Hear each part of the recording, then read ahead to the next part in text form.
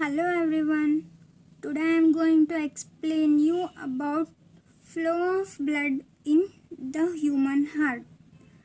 The human heart is divided into four chambers: right atrium, right ventricle, left atrium, left ventricle.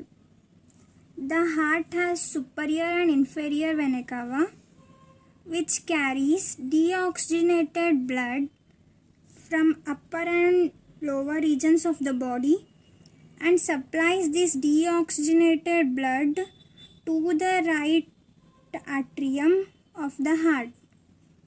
The right atrium then contracts and passes the deoxygenated blood to right ventricle.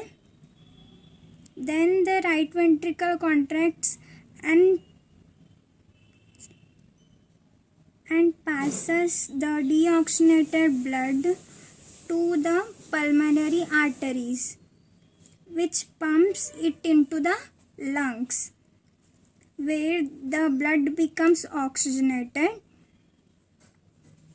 From the lungs, the pulmonary veins transport the oxygenated blood to the left atrium of the heart.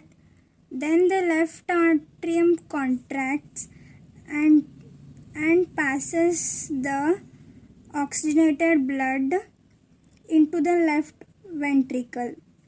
The blood passes to aorta from the left ventricle.